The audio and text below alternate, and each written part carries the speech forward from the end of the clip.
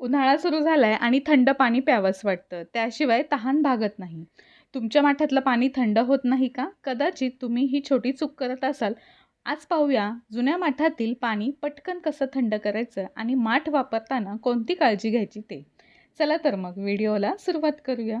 जुना माठ काढलाय, स्वच्छ धुवून घेतला आणि हा पूर्णपणे भरून घ्यायचा आहे पाण्याने आणि 1 दिवस आपल्याला हा माठ असाच ठेवायचा आहे.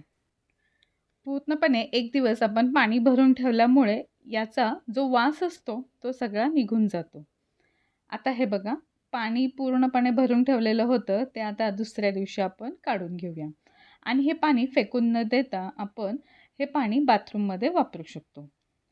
तर सगळं पाणी काढून घेतले त्यानंतर आता हा माठ घासायचा आहे.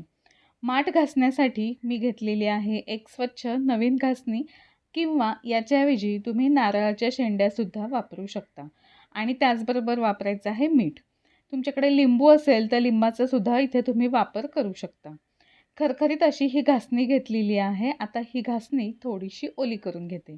नवीनच घासणी आहे त्यामुळे थोडी ओली करून घेतली आणि त्यावरती मीठ घालून घ्यायचं आहे आणि आतल्या बाजूने आपल्याला हे मिठाने एकदम स्वच्छ करून घ्यायचं आहे. हे बघा, माठाच्या आतल्या बाजूने आपल्याला घासणीने सगळं व्यवस्थित घासून घ्यायचं आहे. म्हणजे हे जे आतले छिद्र असतात ती सगळी मोकळी होतात आणि वाससुद्धा जायला मदत होते. तर अशा पद्धतीने हे बघा सगळं आतपर्यंत खाली घासून घेतलेलं आहे. आता बाहेरच्या बाजूने घासून घेऊया. हलकं-हलकं आपल्याला घासून घ्यायचं आहे. त्यानंतर आपल्याला हा माठ 1 ते 2 वेळा स्वच्छ पाण्याने पूर्णपणे धुवून घ्यायचा आहे. माठ घासण्यासाठी आपण इथे मीठ आणि घासणीचा वापर केलेला आहे. इथे जास्तीत जास्त आपण लिंबू किंवा खाण्याचा सोडा आहे तो सुद्धा वापरू शकतो. पण डिटर्जंट किंवा साबणाचा वापर अजिबातही करायचा नाही आहे. त्यानंतर माठाला जर भेग किंवा एखादी क्रॅक गेली असेल तर तो सुद्धा माठ आपल्याला अजिबात वापरायचा नाही. तर अशा पद्धतीने आपण माठ सगळा आतून बाहेरून स्वच्छ करून घेतलेला आहे आणि परत एकदा धुवून घेतला.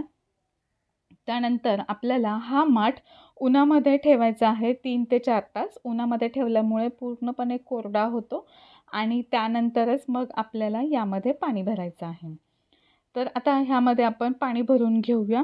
तर अशा पद्धतीने आपण स्वच्छ केलेला माठ जुना जो माठ आहे तो अशा पद्धतीने स्वच्छ करून पुन्हा वापरला तर आपल्या या माठातलं पाणी खूप थंड होतं, एकदम छान फ्रेश राहतं.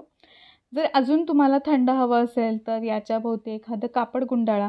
त्याने सुद्धा हे पाणी थंड होण्यासाठी खूप मदत होते.